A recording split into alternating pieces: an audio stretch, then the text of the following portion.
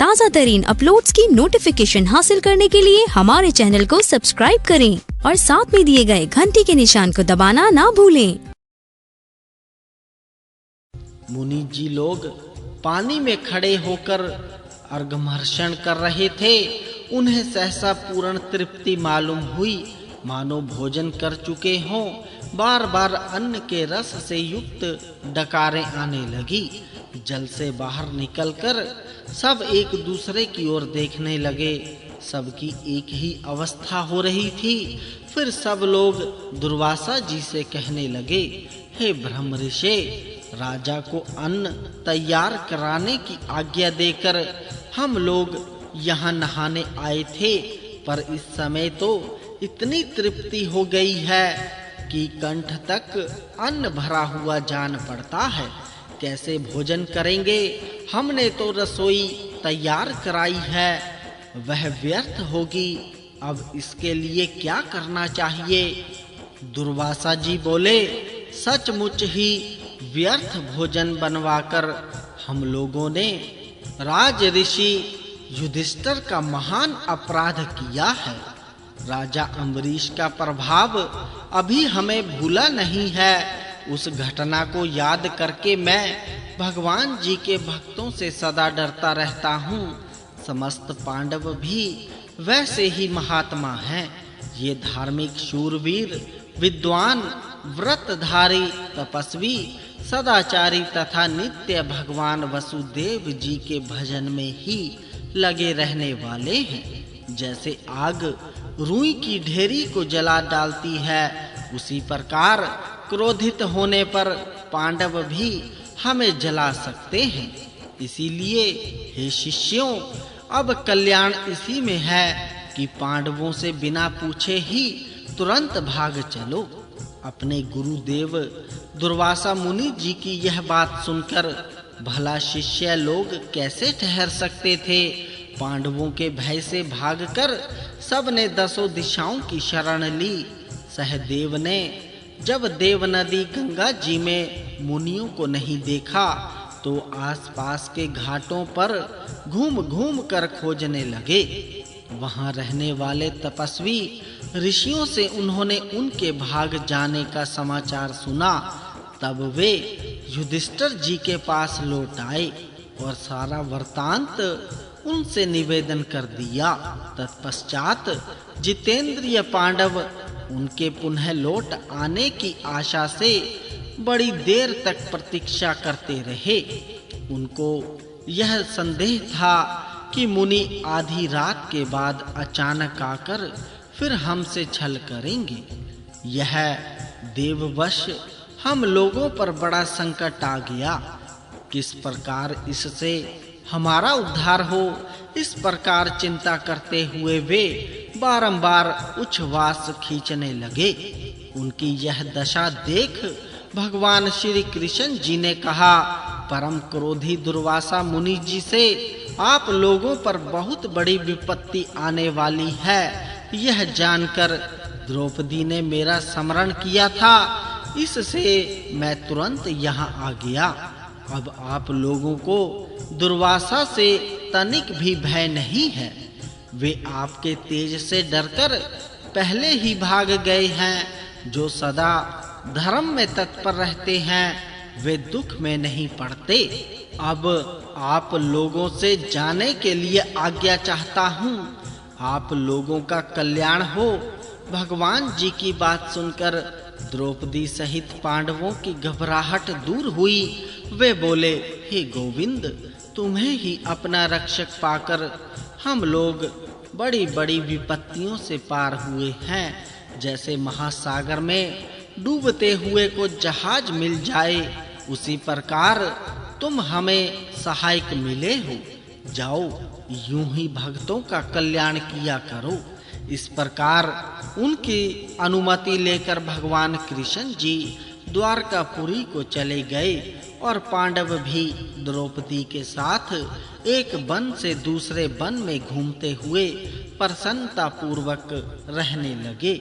सारे बोलो भगवान कृष्ण जी की जय। वन पर्व अध्याय 178 जयद्रथ के द्वारा द्रौपदी का हरण वैशंपायन जी कहते हैं, एक समय की बात है, पांडव लोग द्रौपदी को अपने आश्रम पर अकेली छोड़कर पुरोहित धौम्य जी की आज्ञा से ब्राह्मणों के लिए आहार का प्रबंध करने वन में चले गए थे। उसी समय सिंधु देश का राजा जयद्रथ, जो वृद्ध छत्र का पुत्र था, विवाह की इच्छा से शाल्व देश की ओर जा रहा था।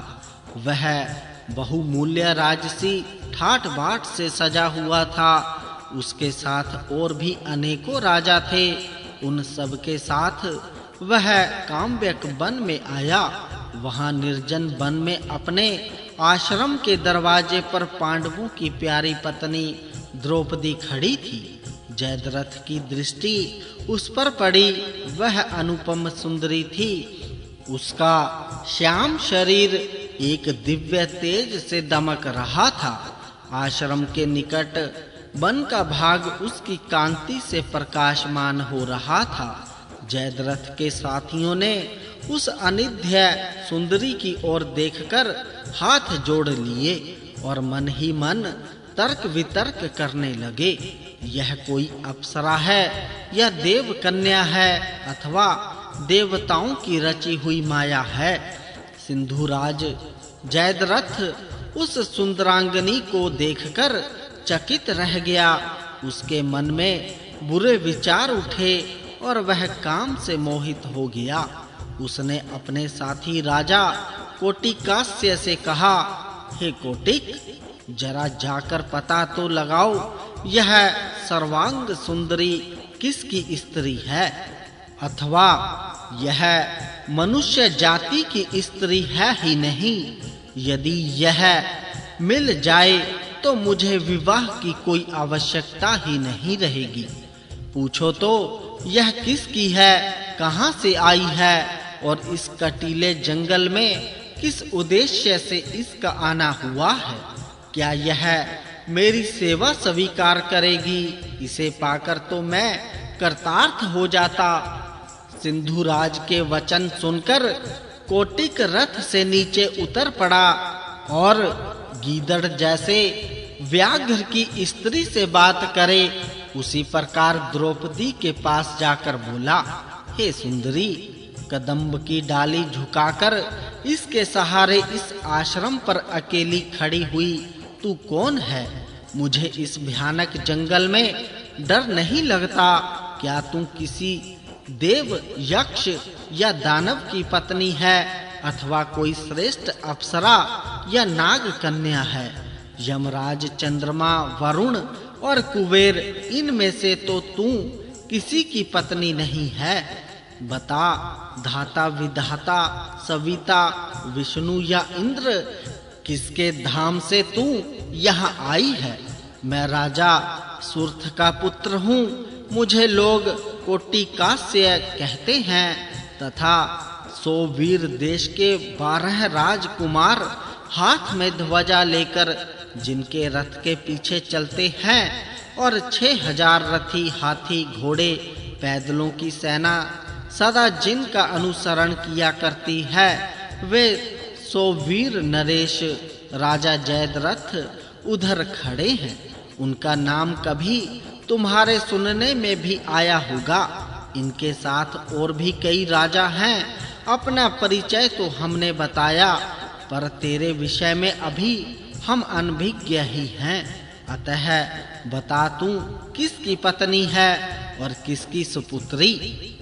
कोटिकास्य के प्रश्न करने पर द्रौपदी ने एक बार धीरे से उसकी ओर देखा और कदम्ब की डाली का सहारा छोड़कर अपनी रेशमी चादर संभालते हुए नीची दृष्टि करके कहा, हे राजकुमार, मैंने अपनी बुद्धि से विचार कर अच्छी तरह समझ लिया है कि मेरी जैसी स्त्री को तुमसे बातचीत करना उचित नहीं है।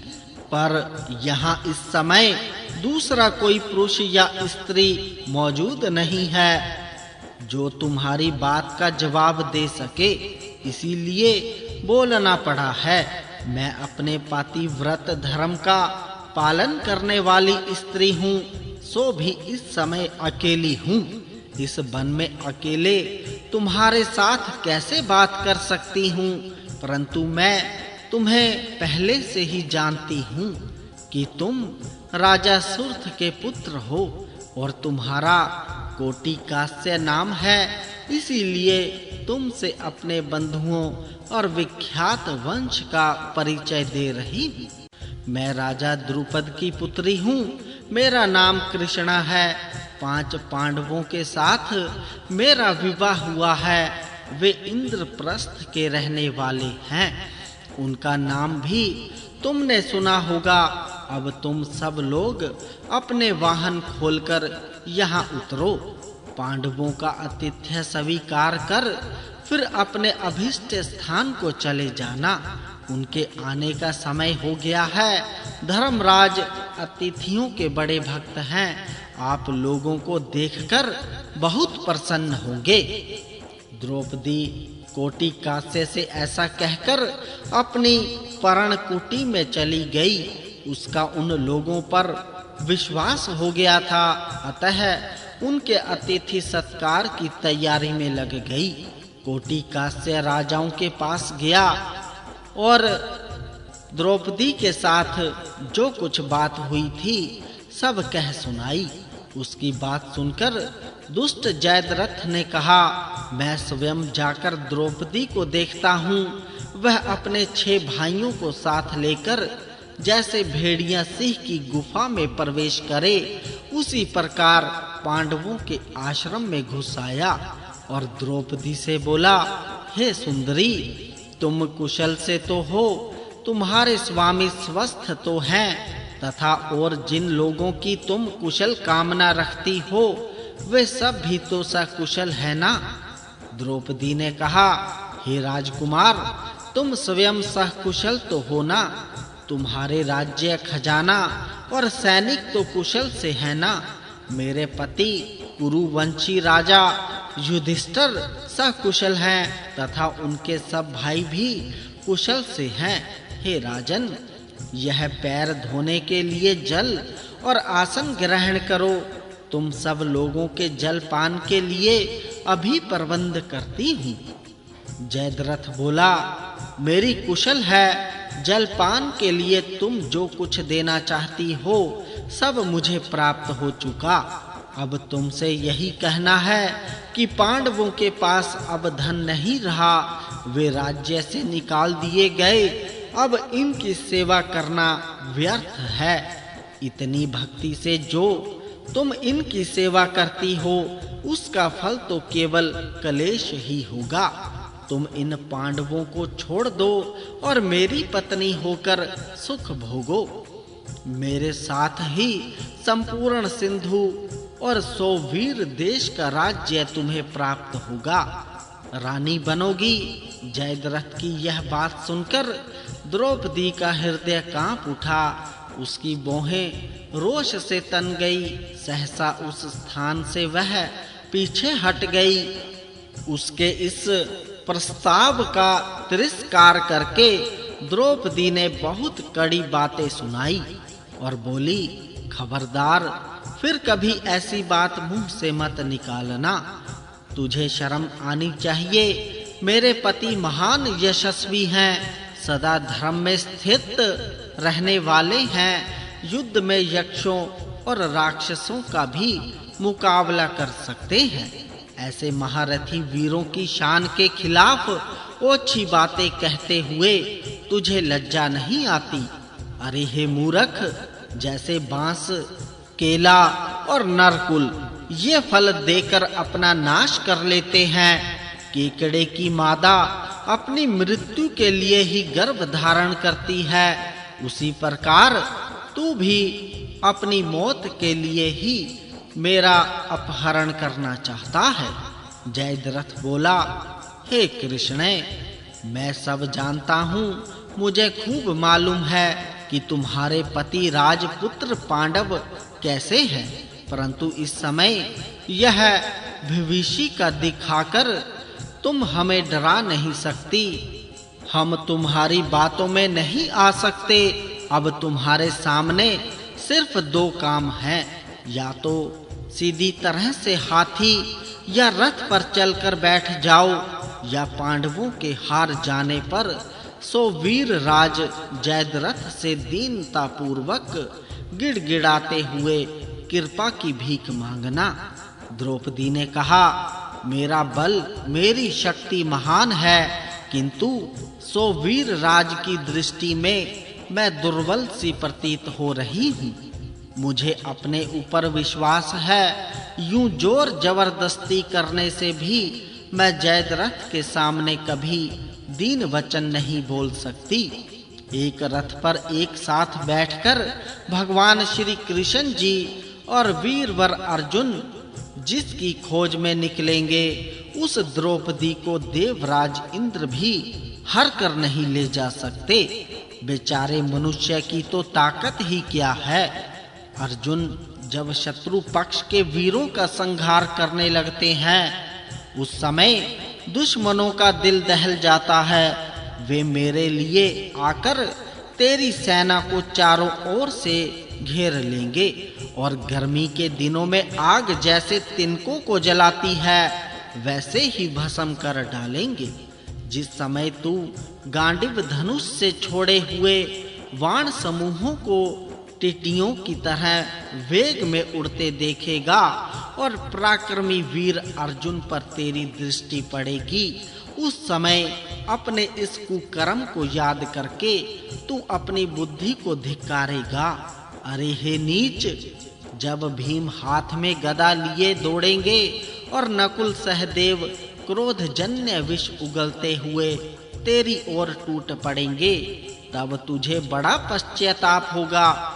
यदि मैंने कभी मन से भी अपने पूजनीय पतियों का उल्लंघन नहीं किया, यदि मेरा अखंड पातिव्रत्य सुरक्षित हो, तो इस सत्य के प्रभाव से मैं आज देखूंगी कि पांडव तुझे जीतकर अपने वश में करके जमीन पर घसीट रहे हैं।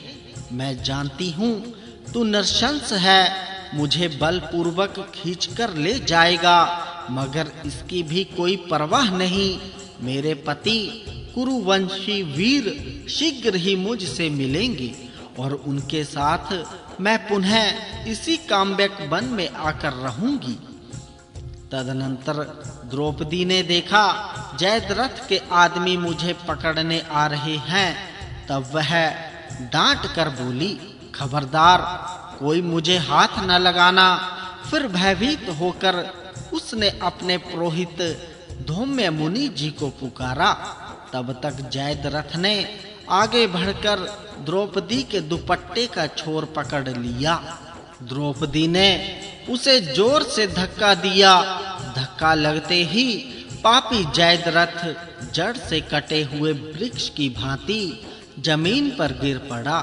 फिर बड़े वेग से उठकर उसने द्रौपदी का दुपट्टा पकड़ लिया और उसे जोर-जोर से खींचने लगा। द्रौपदी बारंबार उच्छ्वास लेने लगी और उसने जैसे तैसे धौम्य मुनि के चरणों में प्रणाम किया और रथ पर चढ़ गई। धौम्य जी बोले, हे जयद्रथ, जरा क्षत्रियों के प्राचीन धर्म का तो ख्याल कर। महारथी पांडव वीरों पर विजय पाए बिना तुझे इसे ले जाने का कोई अधिकार नहीं है। हे पापी, धर्मराज आदि पांडवों से मुठभेड़ हो जाने पर तुझे इस नीच कर्म का फल मिलेगा, इसमें कोई भी संदेह नहीं है। यह कहकर धौम्य मुनि जी हर कर ले जाती हुई राजकुमारी द्रौपदी के पीछे पीछे पैदल सेना के बीच में होकर चलने लगे। सारे बोलो भगवान कृष्ण जी की जय।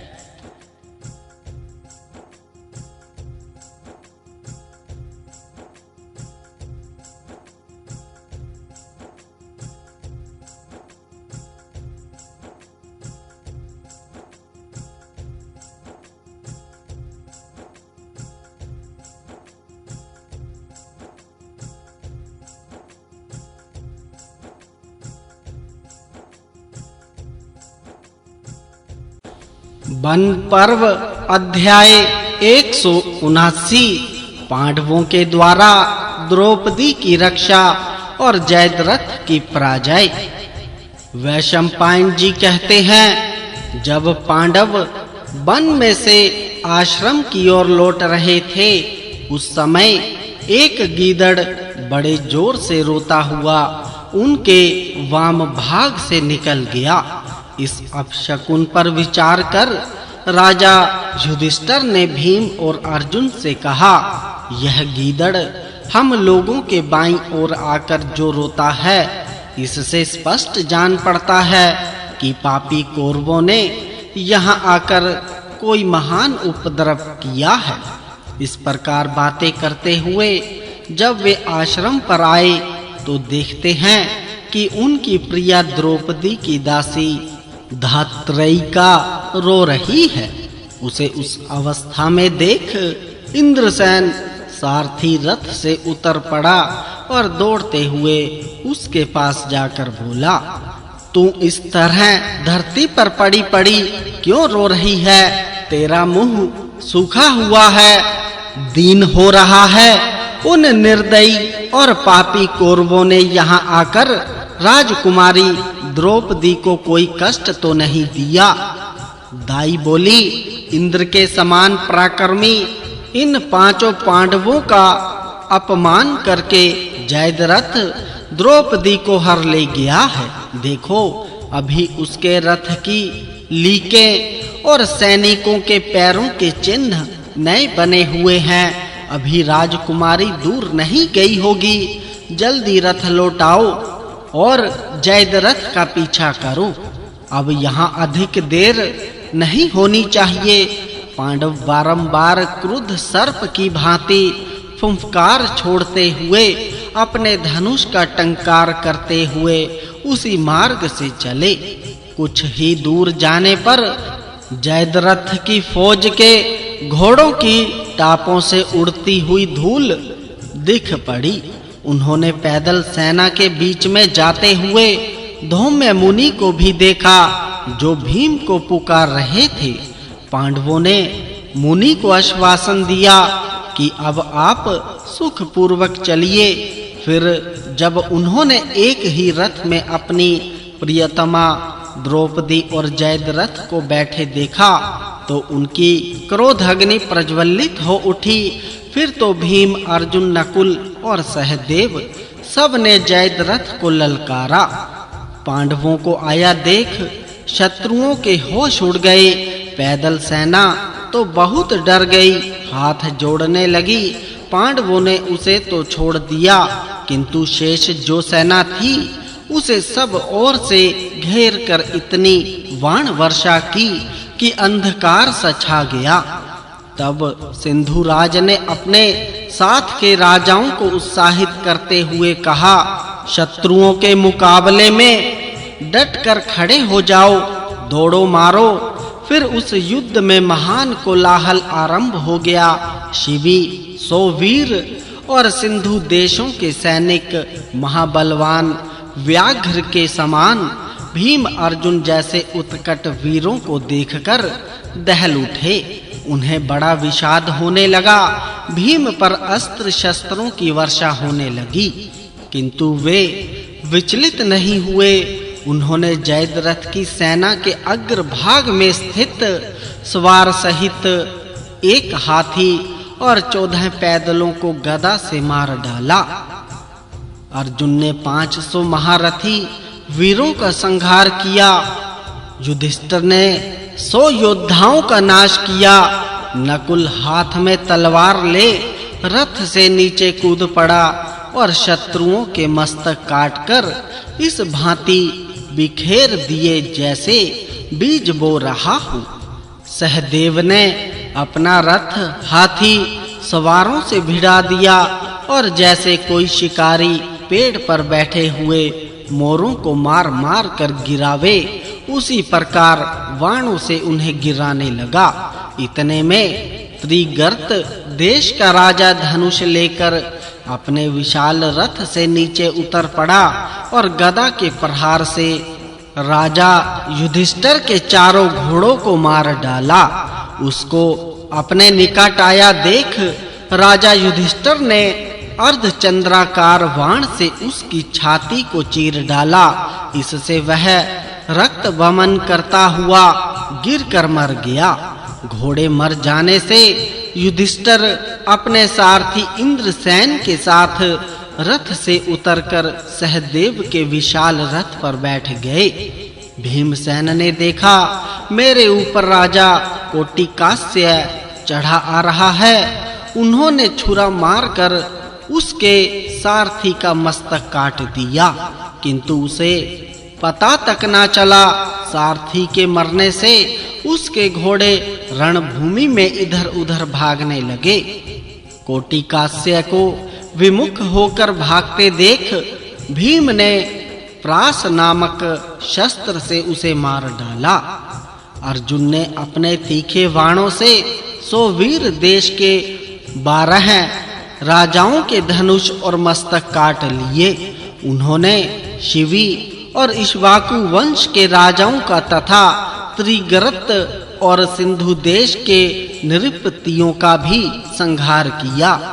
इन सब वीरों के मारे जाने पर जयद्रथ बहुत डर गया। उसने द्रौपदी को नीचे उतार दिया और स्वयं प्राण बचाने के लिए वन की ओर भाग गया। धर्मराज ने देखा कि धौम्य जी को आगे करके द्रौपदी आ रही है, तो सहदेव के द्वारा उसे रथ पर चढ़वा दिया। युद्ध समाप्त होने पर भीम ने युधिष्ठिर से कहा, हे भैया, शत्रुओं के प्रधान वीर मारे गए, बहुत से इधर-उधर भाग भी गए हैं। आप नकुल, सहदेव और महात्मा धौम्य मुनि जी के साथ आश्रम पर जाइए और द्रौपदी को शांत कीजिए। मैं तो उस मूर्ख जयद्रथ को जीवित नहीं छोड़ सकता, भले ही वह पाताल में जाकर छिप गया हो अथवा स्वयं इंद्र सारथी बनकर उसकी सहायता करने आ गया हो। युधिष्ठिर ने कहा, महाबाहु हे भीम, यद्यपि सिंधुराज जयद्रथ बड़ा दुष्ट है, तो भी बहन दुःशला और यशस्वनी गंधारी का ख्याल करके उसको जान से मत मारना। तदनंतर राजा युधिष्ठिर द्रौपदी को लेकर पुरोहित जी के साथ आश्रम पर आए। वहां मार्कंडेय मुनि जी तथा और भी बहुत से ब्राह्मण ऋषि द्रौपदी के लिए शोक कर रहे थे। जब उन्होंने पत्नी सहित धर्मराज को लौटते देखा और उनके मुख से सिंधु तथा सो वीर देशों के वीरों की पराजय का समाचार सुना, तो सब लोग बहुत प्रसन्न हुए।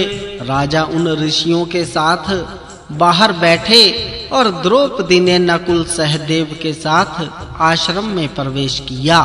इधर भीम और अर्जुन को यह पता मिला कि जयद्रथ एक कोस आगे निकल गया है, तब वे अपने ही हाथों से घोड़ों को हाँकते हुए बड़े वेग से दौड़े। यहाँ अर्जुन ने एक अद्भुत पराक्रम दिखाया।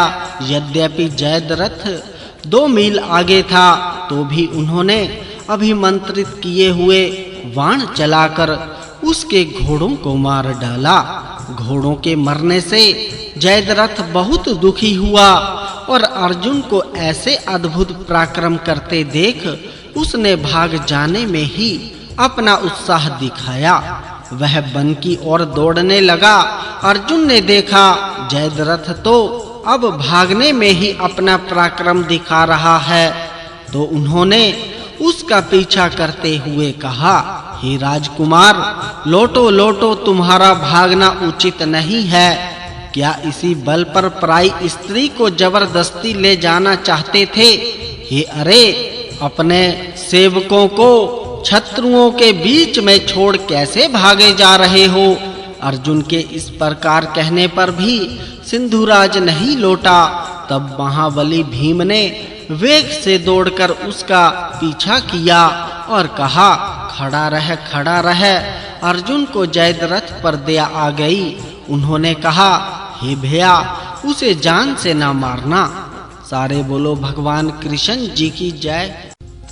वन पर्व अध्याय 180। भीम के हाथों जयद्रथ की दुर्गति और बंधन तथा युधिष्ठिर की दया से छूटकर तपस्या करके उसका वर प्राप्त करना।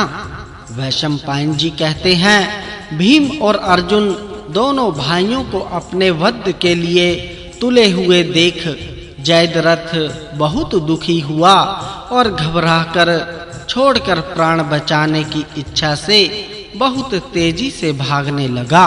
उसे भागते देख भीम भी रथ से कूद पड़े और वेग पूर्वक दौड़कर उसकी चोटी पकड़ ली।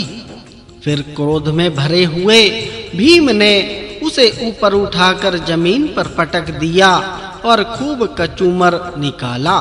उन्होंने उसका सिर पकड़कर कई चपत लगाए। जब उसने पुनः उठने की कोशिश की तो उसके सिर पर लात जमा दी। वह बहुत रोने चिल्लाने लगा तो भी भीमसेन दोनों घुटने टेक कर उसकी छाती पर चढ़ गए और घूंसों से मारने लगे। इस प्रकार बड़े जोर की मार पड़ने से जयद्रथ उसकी पीड़ा सह न सका और अचेत हो गया। फिर भी भीम का क्रोध अभी शांत नहीं हुआ। तब अर्जुन ने उन्हें रोका और कहा, दुशाला के वैदव्य का ख्याल करके महाराज ने जो आज्ञा दी थी उसका भी तो विचार कीजिए। भीमसेन ने कहा, इस नीच पापी ने क्लेश पाने के अयोग्य द्रौपदी को कष्ट पहुंचाया है। अतः अब मेरे हाथ से इसका जीवित रहना ठीक नहीं है। लेकिन क्या करूं? राजा युधिष्ठिर जी सदा ही दयालु बने रहते हैं और तुम भी नासमझी के कारण मेरे ऐसे कामों में बांधा पहुंचाया करते हो।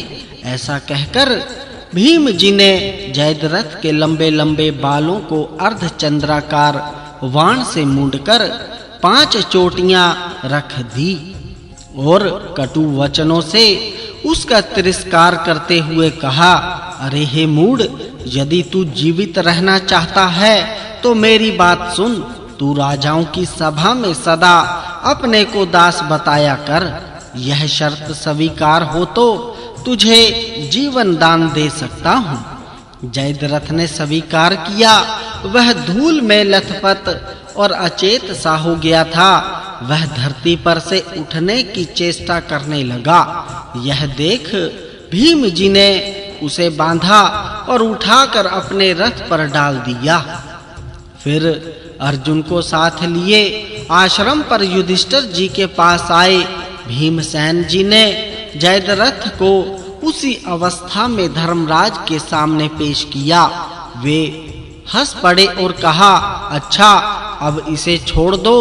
भीम जी ने कहा, द्रौपदी से भी यह बात कह देनी चाहिए, अब यह पापी पांडवों का दास हो चुका है। उस समय द्रौपदी ने युधिष्ठिर जी की ओर देखकर भीमसेन से कहा, आपने इसका सिर मूंदकर 5 चोटियां रख दी हैं तथा यह महाराज की दास्तां भी स्वीकार कर चुका है। अतः अब इसे छोड़ देना चाहिए। जयद्रथ बंधन से मुक्त कर दिया गया। उसने विहल होकर राजा युधिष्ठिर जी को तथा वहां बैठे हुए सभी मुनियों को प्रणाम किया। दयालु राजा ने उसकी ओर देखकर कहा, जा, तुझे दास भाव से मुक्त कर दिया। फिर कभी ऐसा ना करना। तू स्वयं तो नीच है ही, तेरे साथी भी वैसे ही नीच हैं।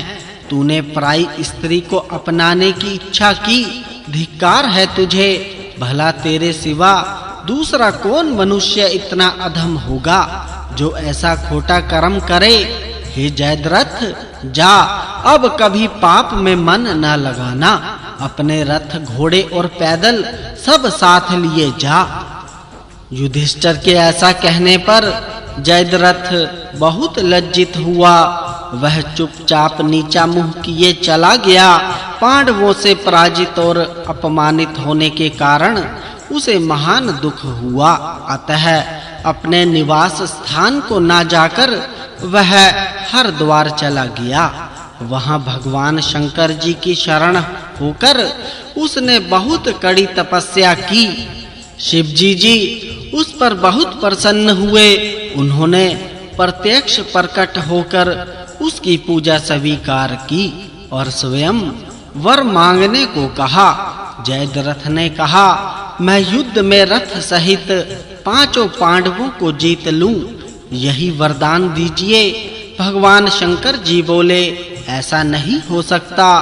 पांडवों को तो युद्ध में ना कोई जीत सकता है और ना मार ही सकता है। केवल एक दिन तुम अर्जुन को छोड़ शेष 4 पांडवों को युद्ध में पीछे हटा सकते हो।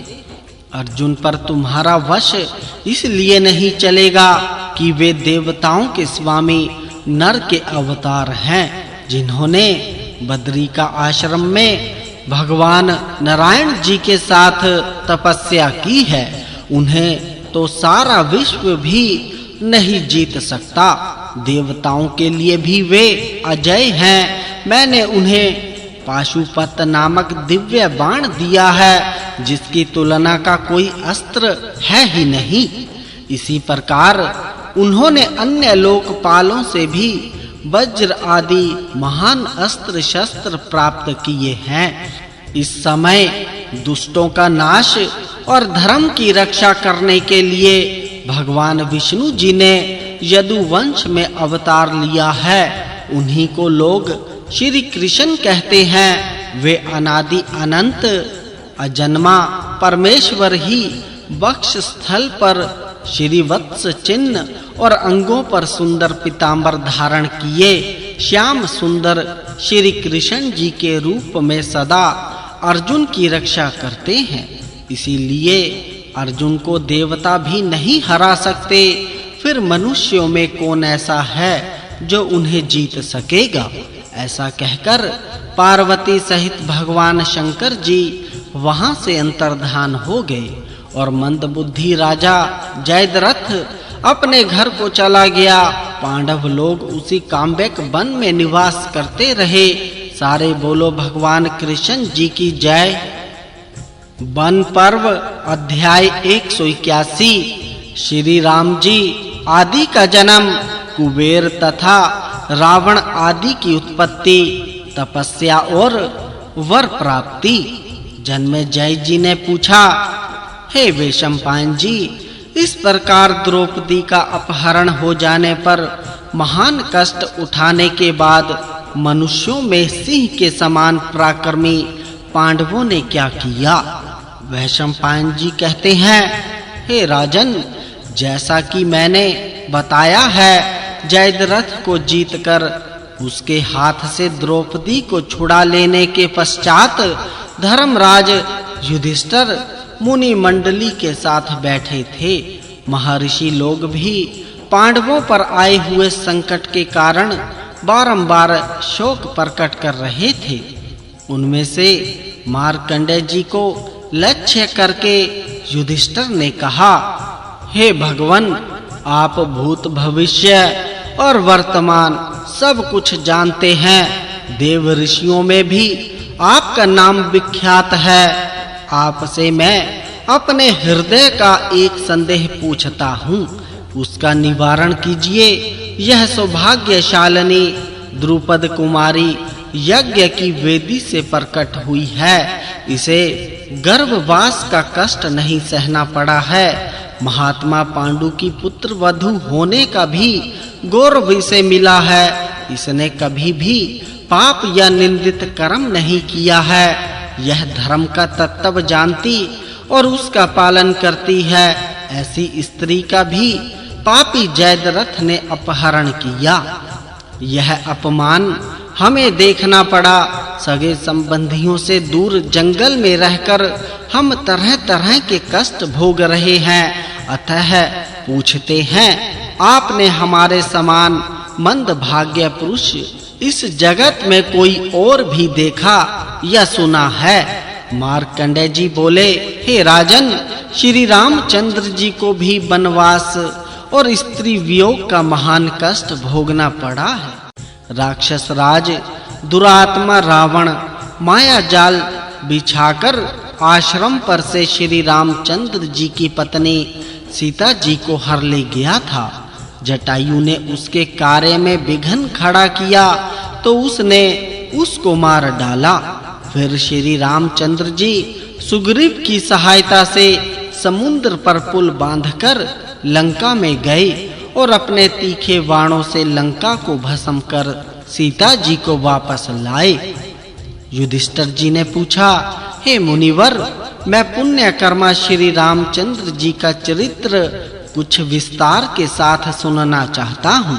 अतः आप बताइए कि श्री रामचंद्र जी किस वंश में प्रकट हुए, उनका बल और पराक्रम कैसा था, साथ ही यह भी कहिए कि रावण किसका पुत्र था और उसका श्री रामचंद्र जी से क्या बैर था। मार्कंडेय जी बोले, इक्ष्वाकु के वंश में एक अज नाम से प्रसिद्ध राजा हुए थे। उनके पुत्र थे दशरथ, जो बड़े ही पवित्र आचरण वाले और स्वाध्यायशील थे। दशरथ के धर्म और अर्थ का तत्व जानने वाले 4 पुत्र हुए, राम, लक्ष्मण, भरत और शत्रुघ्न। राम जी की माता कौसल्या थी और भरत की कैकेयी तथा लक्ष्मण जी और शत्रुघ्न सुमित्रा के पुत्र थे। विदेह देश के राजा जनक जी की एक पुत्री थी जिसका नाम था सीता। उसे स्वयं विधाता ने ही श्री रामचंद्र जी की प्यारी रानी होने के लिए रचा था। इस प्रकार यह मैंने राम और सीता के जन्म का वृतांत बताया है। अब रावण के जन्म की कथा सुनो। संपूर्ण जगत की सृष्टि करने वाले स्वयं भू ब्रह्मा जी रावण के पितामह थे। उनके परम प्रिय मानस पुत्र पुलस्त्य जी थे। पुलस्त्य जी की पत्नी का नाम था गौ। उससे वैश्वण अर्थात कुबेर नामक पुत्र हुआ। वह पिता को छोड़कर पितामह की सेवा में रहने लगा। इससे पुलस्त्य जी को बड़ा क्रोध हुआ और उन्होंने योग बल से अपने आप को ही दूसरे शरीर से प्रकट किया। इस प्रकार आधे शरीर से रूपांतर धारण कर पुलस्त्य जी विश्वा नाम से विख्यात हुए। वे वैश्वण पर सदा कुपित रहा करते थे, किंतु ब्रह्मा जी उस पर प्रसन्न थे। इसीलिए उन्होंने उसको अमर तत्व प्रदान किया, धन का स्वामी और लोकपाल बनाया।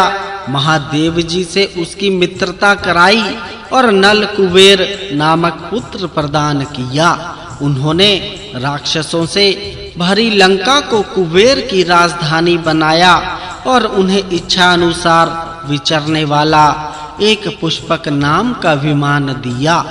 इतना ही नहीं, ब्रह्मा जी ने कुबेर को यक्षों का स्वामी बना दिया और उसे राज की उपाधि भी दी।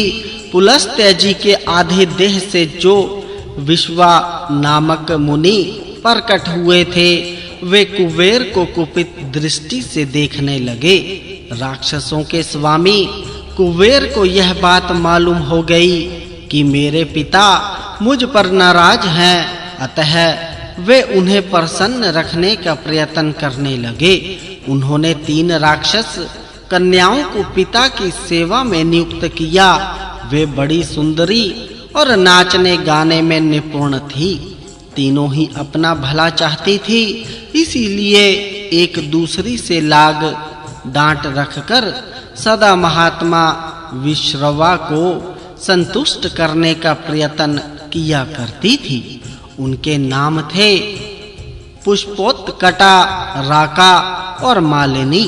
मुनि उनकी सेवाओं से प्रसन्न हो गए और प्रत्येक को लोकपालों के समान पराक्रमी पुत्र होने का वरदान दिया। पुष्पोत्कटा के 2 पुत्र हुए, रावण और कुंभकर्ण। इस पृथ्वी पर इनके समान बलवान दूसरा कोई नहीं था। मालिनी से एक पुत्र विभीषण का जन्म हुआ। राका के गर्भ से एक पुत्र और एक पुत्री हुई। पुत्र का नाम खर था और पुत्री का नाम शूर्पणखा। विभीषण इन सब में अधिक सुंदर, भाग्यशाली, धर्म रक्षक और सत्य कर्म कुशल था। रावण के 10 मुख थे, वह सबसे ज्येष्ठ था। उत्साह, बल और पराक्रम में भी वह महान था। शारीरिक बल में कुंभकर्ण सबसे बढ़ा चढ़ा था। मायावी और रण कुशल तो था ही, देखने में भी बड़ा भयंकर था। खर का पराक्रम धनुर्विद्या में बढ़ा हुआ था। वह मांसाहारी और ब्राह्मणों का द्वेषी था। शूर्पणखा की आकृति बड़ी भयानक थी। वह सदा मुनियों की तपस्या में विघ्न डाला करती थी। एक दिन कुबेर महान समृद्धि से युक्त हो पिता के साथ बैठे थे। रावण आदि ने जब उनका वह वैभव देखा तो उनके मन में डाह पैदा हुआ। उन सब ने तपस्या करने का निश्चय किया। ब्रह्मा जी को संतुष्ट करने के लिए उन्होंने घोर तपस्या आरंभ की। रावण एक पैर से खड़ा हो पंच अग्नि तापता हुआ वायु के आहार पर रहकर एकाग्र चित्त से 1000 वर्ष तक तपस्या करता रहा। कुंभकर्ण ने भी आहार का संयम किया। वह भूमि पर सोता और कठोर नियमों का पालन करता था। विभीषण केवल एक सूखा पत्ता खाकर रहते थे। उनका भी उपवास में ही प्रेम था। वे सदा जप किया करते थे। कुंभकर्ण और विभीषण ने भी उतने ही वर्षों तक कठोर तप किया। खर और शूर्पणखा ये दोनों तपस्या में लगे हुए अपने भाइयों की प्रसन्न चित्त से सेवा करते थे। 1000 वर्ष पूरे होने पर रावण ने अपने मस्तक काट-काट कर अग्नि में उनकी आहुति दे दी। उसके इस अद्भुत कर्म से ब्रह्मा जी बहुत संतुष्ट हुए। उन्होंने स्वयं जाकर उन सब को तपस्या करने से रोका और सबको पृथक-पृथक वरदान का लोभ दिखाते हुए कहा, हे पुत्रों, मैं तुम सब पर प्रसन्न हूँ। वर मांगो और तप से निर्वृत हो जाओ। एक अमर तत्व छोड़कर जो जिसकी इच्छा हो मांग ले, वह पूर्ण होगी। फिर रावण की ओर लक्ष्य करके कहा, तुमने महत्वपूर्ण पद प्राप्त करने की इच्छा से अपने जिन मस्तकों की आहुति दी है, वे सब पूर्ववत तुम्हारे शरीर में जुड़ जाएंगे। तुम इच्छा अनुसार रूप धारण कर सकोगे तथा युद्ध में शत्रुओं पर विजयी होगे, इसमें तनिक भी संदेह नहीं है। रावण बोला, गंधर्व, देवता, असुर, यक्ष, राक्षस, सर्प, किन्नर तथा भूतों से मेरी कभी पराजय न हो। ब्रह्मा जी ने कहा, तुमने जिन लोगों का नाम लिया है, इनमें से किसी से भी तुम्हें भय नहीं होगा, केवल मनुष्य से ही हो सकता है। उनके ऐसा कहने पर रावण बहुत प्रसन्न हुआ। उसने सोचा, मनुष्य मेरा क्या कर लेंगे, मैं तो उनका भक्षण करने वाला हूँ। इसके बाद ब्रह्मा जी ने कुंभकर्ण से वरदान मांगने को कहा। उसकी बुद्धि मोह से ग्रस्त थी, इसलिए उसने अधिक काल तक नींद लेने का वरदान मांगा। ब्रह्मा जी उसे तथास्तु कहकर विभीषण के पास गए और बारंबार कहा, हे बेटा, मैं तुम पर बहुत प्रसन्न हूँ, तुम भी वर मांगो। विभीषण बोले, हे भगवान, बहुत बड़ा संकट आने पर भी कभी मेरे मन में पाप का विचार न उठे तथा बिना सीखे ही मेरे हृदय में ब्रह्म अस्त्र के प्रयोग की विधि स्फुरित हो जाए। ब्रह्मा जी ने कहा, राक्षस योनि में जन्म लेकर भी तुम्हारा मन अधर्म में नहीं लगा है, इसीलिए तुम्हें अमर होने का भी वर दे रहा हूँ। मार्कंडेय जी कहते हैं, इस प्रकार वरदान प्राप्त कर लेने पर रावण ने सबसे पहले लंका पर ही चढ़ाई की और कुबेर को युद्ध में जीतकर लंका से बाहर कर दिया। भगवान कुबेर लंका छोड़कर गंधर्व, यक्ष, राक्षस और किन्नरों के साथ गंधमादन पर आकर रहने लगे। रावण ने उनका पुष्पक विमान भी छीन लिया। इससे रुष्ट होकर कुबेर ने शाप दिया कि यह विमान तुम्हारी सवारी में नहीं आ सकता। जो युद्ध में तुम्हें मार डालेगा उसी को यह वहन करेगा। मैं तुम्हारा बड़ा भाई और मान्य था, फिर भी तुमने मेरा अपमान किया है। इसका फल यह होगा कि बहुत जल्द तुम्हारा नाश हो जाएगा। विभीषण धर्मात्मा था, वह सत्य पुरुषों के धर्म का विचार करके सदा कुबेर का अनुसरण किया करता था। इससे प्रसन्न होकर कुबेर ने अपने भाई विभीषण को यक्ष और राक्षसों की सेना का सेनापति बना दिया। इधर मनुष्य भक्षी राक्षस और महाबली पिशाचों ने मिलकर रावण को अपना राजा बना लिया। दशानन बड़ा उत्कट बलवान था। उसने चढ़ाई करके दैत्यों और देवताओं के पास जितने रत्न थे सबका अपहरण कर लिया। सारे संसार को रुलाने के कारण उसका रावण नाम सार्थक हुआ। देवताओं को तो वह सदा भयभीत किए रहता था। सारे बोलो भगवान श्री राम जी की जय। वन पर्व अध्याय 182। देवताओं का ऋष और वानर योनि में उत्पन्न होना। मार्कंडेय जी कहते हैं, तदनंतर रावण से कष्ट पाए हुए ब्रह्म ऋषि, देव ऋषि तथा सिद्धगण अग्नि देव को आगे करके ब्रह्मा जी की शरण में गए। अग्नि जी ने कहा, हे भगवान, आपने जो पहले वरदान देकर विश्रवा के पुत्र महाबली रावण को अवध्य कर दिया है, वह अब संसार की समस्त प्रजा को सता रहा है। आप ही उसके भय से हमारी रक्षा कीजिए। ब्रह्मा जी ने कहा, हे अग्नि, देवता या असुर उसे युद्ध में नहीं जीत सकते। इसके लिए जो कार्य आवश्यक था वह मैंने कर दिया है। अब शीघ्र ही उसका दमन हो जाएगा। मैंने चतुर्भुज भगवान विष्णु जी से अनुरोध किया था, वे मेरी प्रार्थना से संसार में अवतार ले चुके हैं। वे ही रावण के दमन का कार्य करेंगे। फिर इंद्र जी को लक्ष्य करके कहा, हे इंद्र, तुम भी सब देवताओं के साथ पृथ्वी पर ऋक्ष और वानरों के रूप में जन्म लो और इच्छानुसार रूप धारण करने वाले बलवान पुत्र उत्पन्न करो। फिर दुंदुभी नाम वाली गंधर्वी से कहा, तुम भी देव कार्य की सिद्धि के लिए पृथ्वी पर अवतार धारण करो। ब्रह्मा जी का आदेश सुनकर दुंदुभी मंथरा के नाम से अवतीर्ण हुई। वह शरीर से कुबड़ी थी।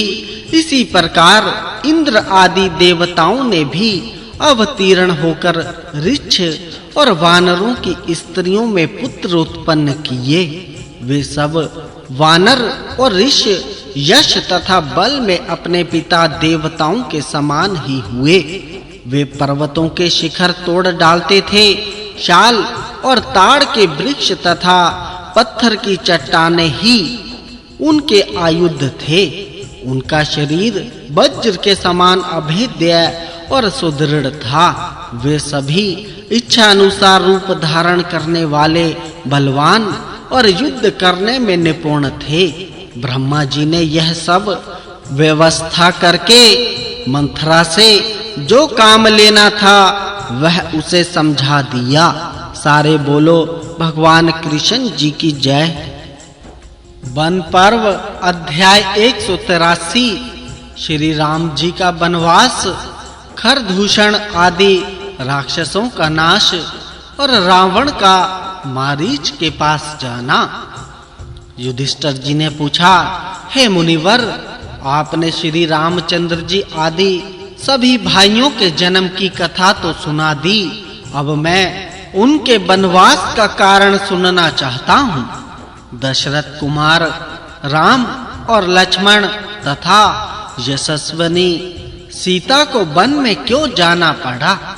मार्कंडेय जी ने कहा, अपने पुत्रों के जन्म से राजा दशरथ को बड़ी प्रसन्नता हुई। उनके वे तेजस्वी पुत्र क्रमशः बढ़ने लगे। उन्होंने उपनयन के पश्चात विधिवत ब्रह्मचर्य का पालन किया और वेद तथा रहस्य सहित धनुर्वेद के पारंगत विद्वान हुए। समय अनुसार जब उनका विवाह हुआ, उस समय राजा विशेष प्रसन्न और सुखी हुए। चारों पुत्रों में राम सबसे ज्येष्ठ थे। वे अपने मनोहर रूप और सुंदर स्वभाव से समस्त प्रजा को आनंदित करते थे। सबका मन उनमें रमता था। राजा दशरथ बड़े बुद्धिमान थे।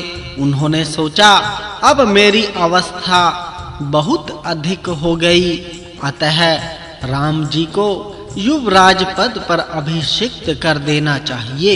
इस विषय में उन्होंने अपने मंत्रियों और धर्मज्ञ पुरोहितों से भी सलाह ली। सबने राजा के इस समयोचित प्रस्ताव का अनुमोदन किया।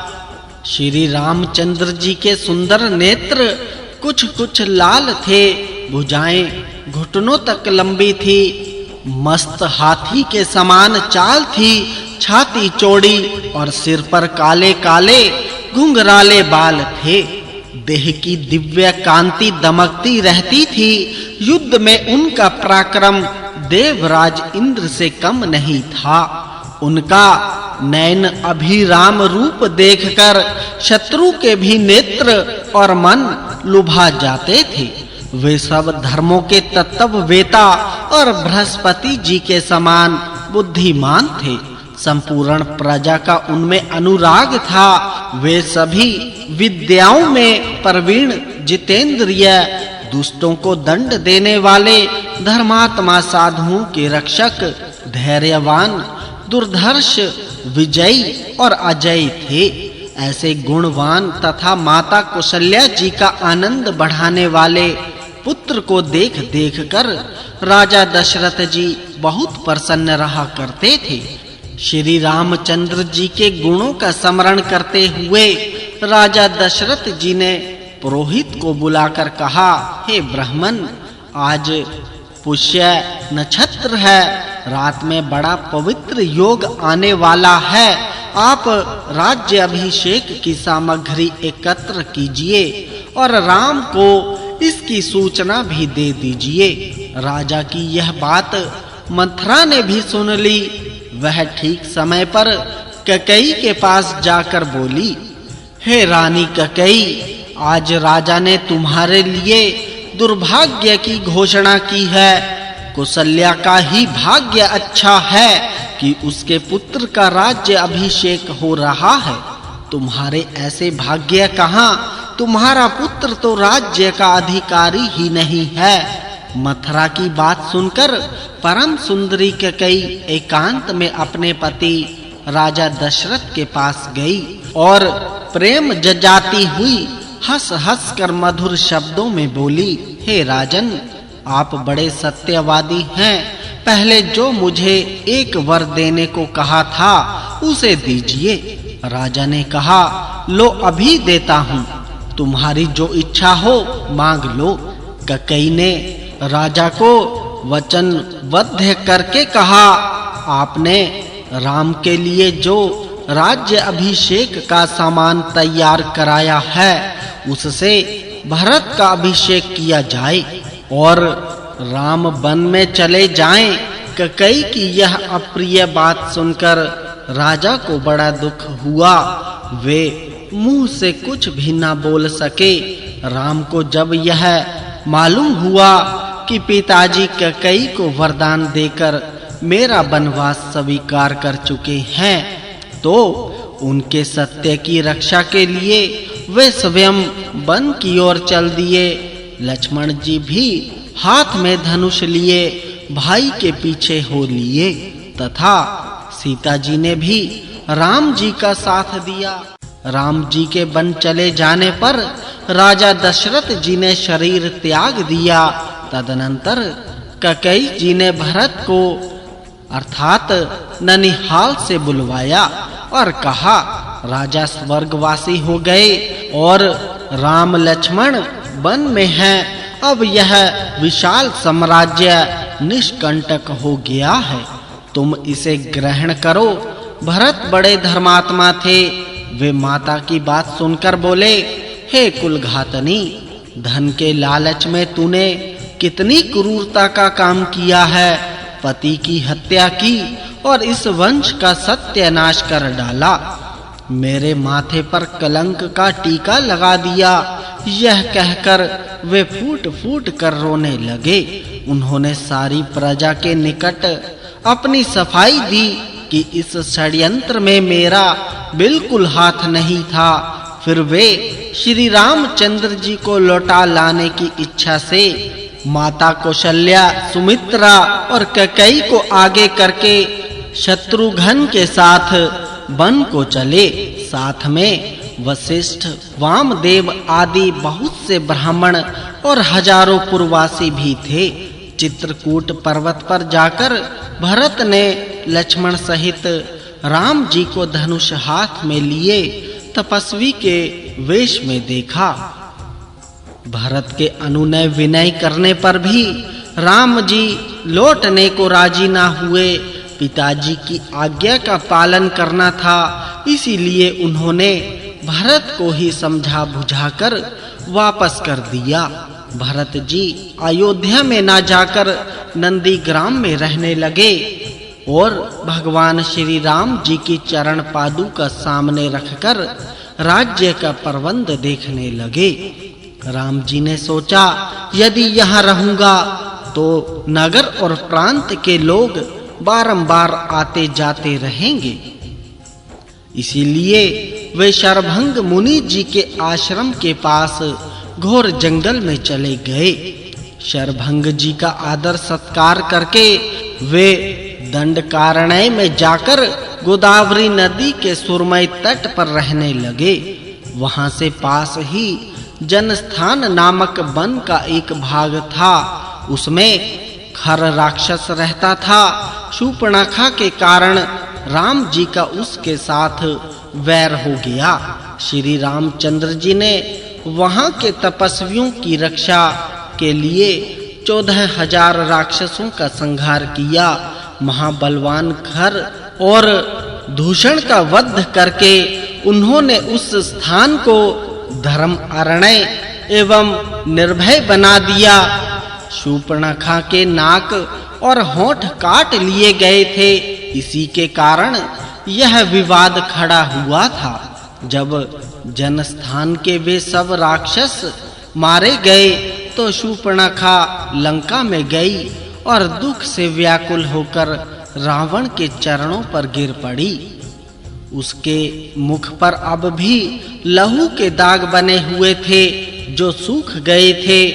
अपनी बहन को इस विकृत दशा में देखकर रावण क्रोध से विहल हो उठा और दांत काट कटाता हुआ सिंहासन से कूद पड़ा। उसने मंत्रियों को वहां ही छोड़ एकांत में जाकर शूर्पणखा से कहा, हे कल्याणी, बताओ तो किसने मेरी परवाह न करके मुझे अपमानित करके तुम्हारी यह दशा की है? कौन तीखा त्रिशूल लेकर अपने सारे शरीर में चुभोना चाहता है? कौन सिंह की दाढ़ों में हाथ डालकर बेखटके खड़ा है? इस प्रकार बोलते हुए रावण के कान, नाक और आंख आदि छिद्रों से आग की लपटें निकलने लगी। शूर्पणखा ने राम के पराक्रम और खरदूषण सहित समस्त राक्षसों के संहार का सारा वृत्तांत कह सुनाया। उसने अपनी बहन को सांत्वना दी और उस समय का कर्तव्य निश्चित करके नगर की रक्षा आदि का प्रबंध कर आकाश मार्ग से उड़ा। उन्होंने गहरे महासागर को पार किया, फिर ऊपर ही ऊपर गोकर्ण तीर्थ में पहुंचा। वहां आकर रावण अपने भूतपूर्व मंत्री मारीच से मिला, जो श्री रामचंद्र जी के ही डर से वहां छिपकर तपस्या कर रहा था। सारे बोलो भगवान श्री रामचंद्र जी की जय। वन पर्व अध्याय 184 कपट मृग का वध और सीता जी का हरण। मार्कंडेय जी कहते हैं, रावण को आया देख मारीच सहसा उठकर खड़ा हो गया और फल मूल आदि लाकर उसने उस पर अतिथि सत्कार किया। फिर कुशल मंगल के पश्चात पूछा, हे राक्षस राज, ऐसी क्या आवश्यकता आ पड़ी जिसके लिए आपने यहाँ तक आने का कष्ट उठाया? मुझसे यदि आपका कोई कठिन से कठिन कार्य भी होने वाला हो तो उसे निसंकोच बतावें और ऐसा समझें कि वह काम अब पूरा ही हो गया। रावण क्रोध और अमर्ष में भरा हुआ था। उसने एक-एक करके राम की सारी करतूतें संक्षेप में बयान की। सुनकर मारीच ने कहा, हे रावण, श्री रामचंद्र जी के पास जाने से तुम्हारा कोई लाभ नहीं है। मैं उनका पराक्रम जानता हूँ। भला इस जगत में ऐसा कौन है जो उनके बाणों का वेग सह सके? उन्हीं महापुरुष के कारण आज मैं यहाँ सन्यासी बना बैठा हूँ। बदला लेने की नियत से उनके पास जाना मृत्यु के मुख में जाना है। किस दुरात्मा ने तुम्हें ऐसा करने की सलाह दी है? उसी की बात सुनकर रावण के क्रोध का पारा और भी चढ़ गया। उसने डांट कर कहा, हे मारीच, यदि तू मेरी बात नहीं मानेगा तो निश्चय जान, तुझे अभी मृत्यु के मुख में जाना पड़ेगा। मारीच ने मन ही मन सोचा, यदि मृत्यु निश्चित है तो श्रेष्ठ पुरुष के ही हाथ से मरना अच्छा होगा। फिर उसने पूछा, अच्छा बताओ, मुझे तुम्हारी क्या सहायता करनी होगी? रावण बोला, तुम एक सुंदर मृग का रूप धारण करो, जिसके सींग रत्नमय प्रतीत हो और शरीर के रोए भी चित्र विचित्र रत्नों की ही रंग वाले जान पड़े। फिर सीता की दृष्टि जहां पड़ सके ऐसी जगह खड़े रहकर उसे लुभाओ। सीता तुम्हें देखते ही पकड़ लाने के लिए अवश्य ही रामचंद्र को तुम्हारे पास भेजेगी। उनके दूर चले जाने पर सीता को वश में करना सहज होगा। मैं उसे हर कर ले जाऊंगा और रामचंद्र अपनी प्यारी स्त्री के वियोग में वे शुद्ध होकर प्राण दे देंगे। बस तुम्हें यही सहायता करनी है। रावण की बात सुनकर मारीच को बहुत दुख हुआ।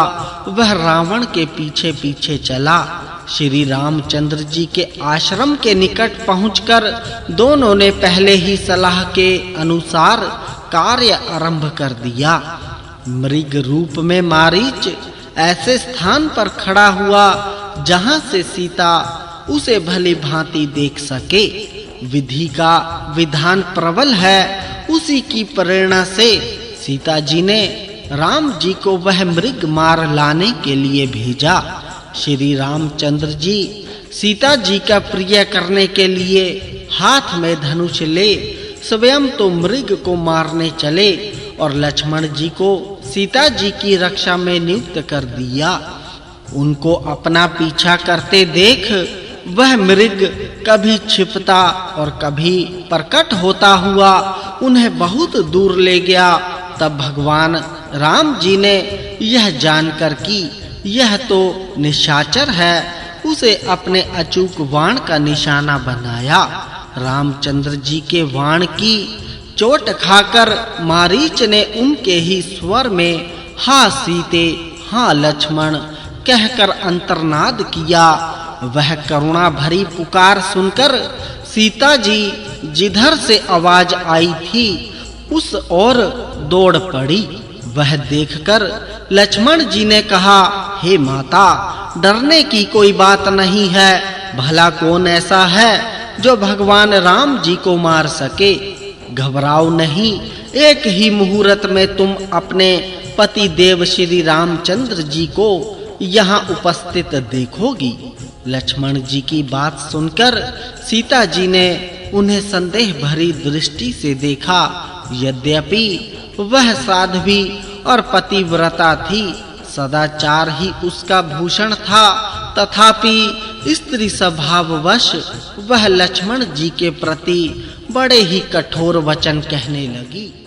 लक्ष्मण जी भगवान राम जी के प्रेमी और सदाचारी थे। सीता जी के मर्म भेदी वचन सुनकर उन्होंने दोनों कान बंद कर लिए और श्री रामचंद्र जी जिस मार्ग से गए थे उसी से वे भी चल पड़े। हाथ में धनुष ले श्री राम जी के चरण चिन्हों को देखते हुए वे आगे बढ़ गए।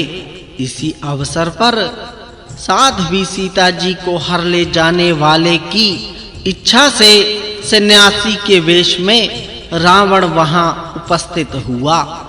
यति को अपने आश्रम में आया देख धर्म को जानने वाली जनक नंदिनी ने फल मूल के भोजन आदि से अतिथि सत्कार के लिए उसे निमंत्रित किया। रावण बोला, हे सीते, मैं राक्षसों का राजा रावण हूँ। मेरा नाम सर्वत्र विख्यात है। समुद्र के पार बसी हुई रमणीय लंकापुरी मेरी राजधानी है। हे सुंदरी, तुम इस तपस्वी राम को छोड़कर मेरे साथ लंका में चलो। वहां मेरी पत्नी बनकर रहना। बहुत सी सुंदरियां स्त्रियां तुम्हारी सेवा में रहेंगी और तुम उन सब में रानी की भांति शोभ्यमान होंगी। रावण के ऐसे वचन सुनकर जानकी ने अपने दोनों कान मूंद लिए और बोली, बस अब ऐसी बातें मुंह से मत निकाल। आकाश से तारे टूट पड़े, पृथ्वी टूक-टूक हो जाए और अग्नि अपने उष्ण स्वभाव का त्याग कर दे, तो भी मैं श्री रामचंद्र जी का परित्याग नहीं कर सकती। यह कहकर वह आश्रम में ज्यों ही प्रवेश करने लगी, रावण ने दौड़कर उसे रोक लिया और बड़े कठोर स्वर में डराने धमकाने लगा। बेचारी सीता जी बेहोश हो गई और रावण उसके केश पकड़कर बलपूर्वक आकाश मार्ग से ले चला। वह राम जी का नाम ले लेकर रो रही थी और राक्षस उसे हर कर लिए जा रहा था। इसी अवस्था में एक पर्वत की गुफा में रहने वाले गृद्धराज जटायु ने सीता जी को देखा। सारे बोलो भगवान श्री राम जी की जय।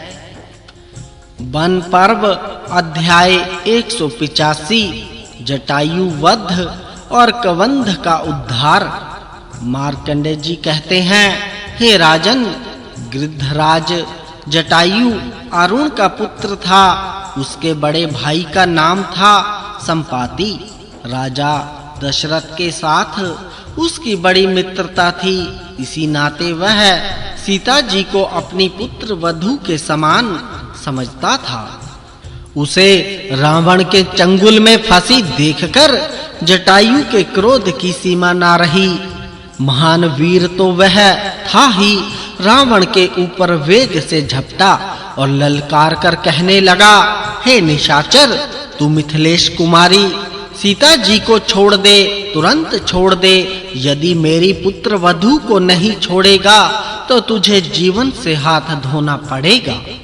ऐसा कहकर जटायु ने रावण को छेदना आरंभ किया। नखों से, पंखों से और चोंच से मार-मार कर उसके सैकड़ों घाव कर दिए। सारा शरीर जर्जर हो गया।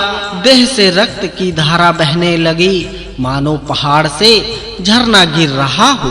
रामचंद्र जी का प्रिय और हित चाहने वाले जटायु को इस प्रकार चोट करते देख रावण ने हाथ में तलवार ली और उसके दोनों पंख काट डाले।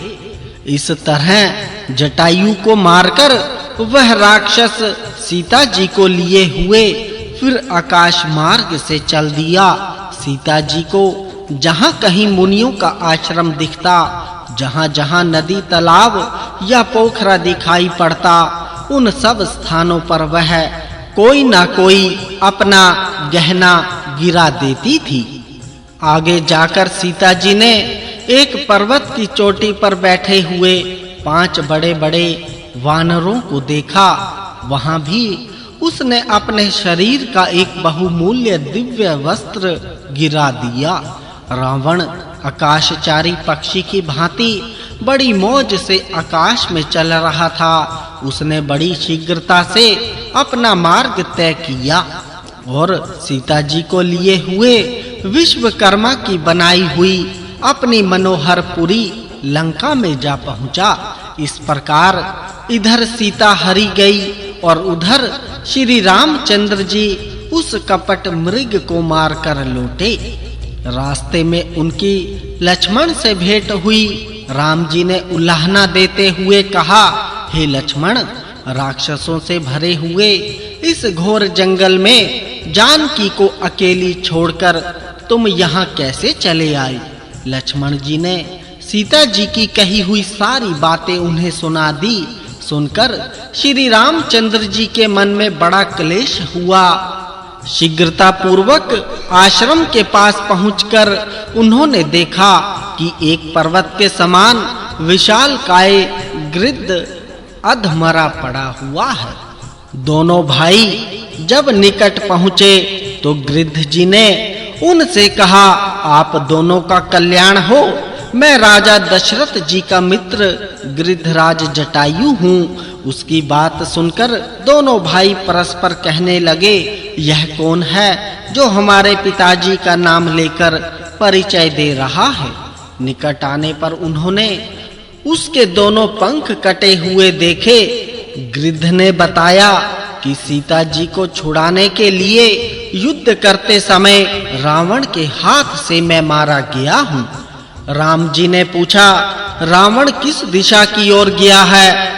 गिद्ध ने सिर हिलाकर इशारे से दक्षिण दिशा बताई और प्राण त्याग दिया। उसका संकेत समझकर भगवान राम जी ने पिता का मित्र होने के नाते उसे आदर देते हुए उसका विधिवत अंत्योष्टि संस्कार किया। तदनंतर आश्रम पर जाकर उन्होंने देखा कुश की चटाई उजड़ी हुई है, कुटी उजाड़ हो गई है, घर सूना है। इससे सीता हरण का निश्चय हो जाने से दोनों भाइयों को बड़ी वेदना हुई। उनका हृदय दुख और सोच से व्याकुल हो गया। फिर वे सीता जी की खोज करते हुए दंडकारण्य के दक्षिण की ओर चल दिए। कुछ दूर जाने पर उस महान वन में राम जी और लक्ष्मण जी ने देखा कि मृगों के झुंड इधर-उधर भाग रहे हैं। थोड़ी ही देर में उन्हें भयानक कबंध दिखाई पड़ा। वह मेघ के समान काला और पर्वत के सदृश विशालकाय था। शाल वृक्ष की शाखा के समान उसकी बड़ी-बड़ी भुजाएं थी, चौड़ी छाती, विशाल आंखें, लंबा सा पेट और उसमें बहुत बड़ा मुंह। यही उसकी हुलिया थी।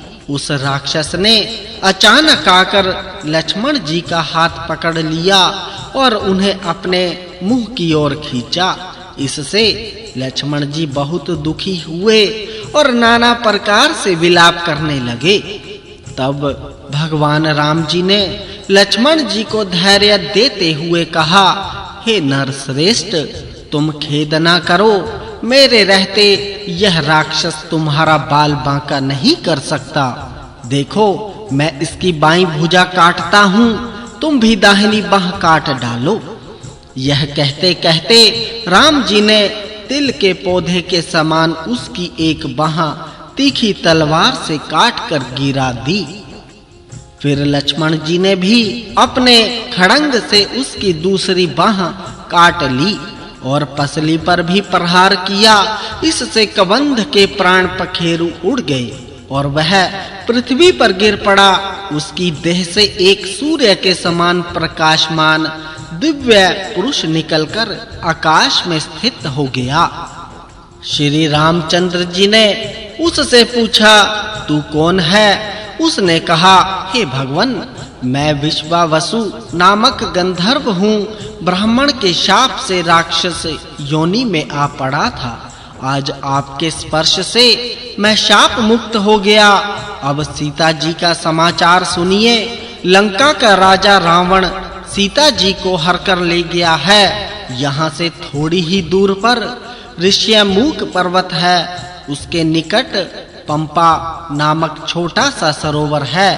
वहाँ ही अपने 4 मंत्रियों के साथ राजा सुग्रीव रहा करते हैं। वे सुवर्ण मालाधारी वानर राज बाली के छोटे भाई हैं। उनसे मिलकर आप अपने दुख का कारण बताइए। उनका शील और स्वभाव आपके ही समान है। अवश्य ही वे आपकी मदद कर सकते हैं। मैं तो इतना ही कह सकता हूँ कि आपकी जानकी से भेंट होगी। यह कहकर वह परम कांतिमान दिव्य पुरुष अंतर्धान हो गया और राम तथा लक्ष्मण दोनों ही उसकी बात सुनकर बहुत विस्मित हुए। सारे बोलो भगवान राम जी की जय। वन पर्व अध्याय 186। भगवान श्री राम जी की सुग्रीव से मैत्री और बाली का वध। मार्कंडेय जी कहते हैं, तदनंतर सीता हरण के दुख से व्याकुल भगवान श्री राम जी पंपा सरोवर पर आए। उसके जल में स्नान करके उन्होंने पितरों का तर्पण किया। फिर दोनों भाई ऋष्यमुख पर्वत पर चढ़ने लगे। उस समय पर्वत की चोटी पर उन्हें 5 वानर दिखाई पड़े। सुग्रीव ने जब दोनों को आते देखा तो उन्होंने अपने बुद्धिमान मंत्री हनुमान जी को उनके पास भेजा। हनुमान जी से बातचीत हो जाने पर दोनों उनके साथ सुग्रीव के पास गए। श्री रामचंद्र जी ने सुग्रीव के साथ मैत्री की और उनसे अपना कार्य निवेदन किया। उनकी बात सुनकर वानरों ने उन्हें वह दिव्य वस्त्र दिखलाया जिसे हरण के समय सीता जी ने आकाश से नीचे डाल दिया था। उसे पाकर राम जी को और भी निश्चय हो गया कि सीता जी को रावण ही ले गया है। उस समय श्री रामचंद्र जी ने सुग्रीव को समस्त भूमंडल के वानरों के राजपद पर अभिषिक्त कर दिया। साथ ही उन्होंने यह प्रतिज्ञा की कि मैं युद्ध में बाली को मार डालूंगा। तब सुग्रीव ने भी सीता जी को ढूंढ लाने की प्रतिज्ञा की। इस प्रकार प्रतिज्ञा करके दोनों ने एक दूसरे को विश्वास दिलाया। फिर सब मिलकर युद्ध की इच्छा से किष्किंधा को चले। वहां पहुंचकर सुग्रीव ने बड़े जोर से गर्जना की। बाली को यह सहन नहीं हो सका। उसे युद्ध के लिए निकलते देख उसकी स्त्री तारा ने रोकते हुए कहा, हे नाथ, आज सुग्रीव जिस प्रकार सिंहनाद कर रहा है उससे मालूम होता है कि इस समय उसका बल बढ़ा हुआ है। उसे कोई बलवान सहायक मिल गया है, अतः आप घर से ना निकलें। बाली ने कहा, तुम संपूर्ण प्राणियों की आवाज से ही उनके विषय में सब कुछ जान लेती हो। सोचकर बताओ तो सही, सुग्रीव को किसने सहारा दिया है?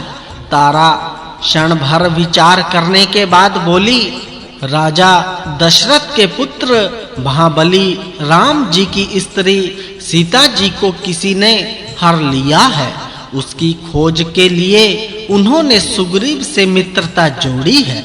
दोनों ने ही एक दूसरे के शत्रु को शत्रु और मित्र को मित्र मान लिया है। श्री रामचंद्र जी धनुर्धर वीर हैं।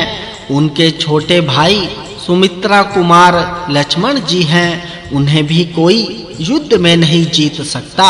इनके सिवा मैंद, द्विंद, हनुमान जी और जामवान ये 4 सुग्रीव जी के मंत्री हैं। ये लोग भी बड़े बलवान हैं। अतः इस समय श्री रामचंद्र जी के बल का सहारा लेने के कारण सुग्रीव तुम्हें मार डालने में समर्थ हैं। तारा ने यद्यपि उसके हित की बात कही थी तो भी उसने उसके ऊपर आक्षेप किया और किष्किंधा गुफा के द्वार से बाहर निकल आया। सुग्रीव माल्यवान पर्वत के पास खड़ा था। वहां पहुंचकर बाली ने उससे कहा, हे अरे, तू तो अपनी जान बचाता फिरता था। पहले अनेकों बार तुझे युद्ध में जीतकर भी मैंने भाई जानकर जीवित छोड़ दिया था। आज फिर मरने के लिए क्या जल्दी आ पड़ी? उसकी बात सुनकर सुग्रीव भगवान श्री राम जी को सूचित करते हुए से हेतु भरे वचन बोले, हे भैया, तुमने मेरा राज्य ले लिया, स्त्री छीन ली, अब मैं किसके आश्रय जीवित रहूं? यही सोचकर मरने चला आया हूं। इस प्रकार बहुत सी बातें कहकर बाली और सुग्रीव दोनों एक दूसरे से गुथ गए। उस युद्ध में साल और ताड़ के वृक्ष तथा पृथ्वी की चट्टानें ये ही उनके अस्त्र शस्त्र थे। दोनों पर प्रहार करते, विचित्र ढंग से पैतरे बदलते तथा मुक्के और घूसों से मारते थे। नख और दांतों से दोनों के शरीर छिन्न भिन्न होकर लहूलुहान हो रहे थे। पता नहीं चलता था कि कौन बाली है और कौन सुग्रीव। तब हनुमान जी ने सुग्रीव की पहचान के लिए उनके गले में एक माला डाल दी। चिन्ह के द्वारा सुग्रीव को पहचानकर भगवान राम जी ने अपना महान धनुष खींचकर चढ़ाया और बाली को लक्ष्य करके बाण छोड़ दिया। वह बाण बाली की छाती में जाकर लगा। बाली ने एक बार अपने सामने खड़े हुए लक्ष्मण सहित भगवान राम जी को देखा और उनके इस कार्य की निंदा करता हुआ वह मूर्छित होकर जमीन पर गिर पड़ा। बाली की मृत्यु के पश्चात सुग्रीव ने किष्किंधा के राज्य और तारा पर अपना अधिकार जमा लिया। उस समय वर्षा काल का आरंभ था। अतः श्री रामचंद्र जी ने माल्यवान पर्वत पर ही रहकर वर्षा के 4 महीने व्यतीत किए। उन दिनों सुग्रीव ने भली भांति उनका स्वागत सत्कार किया।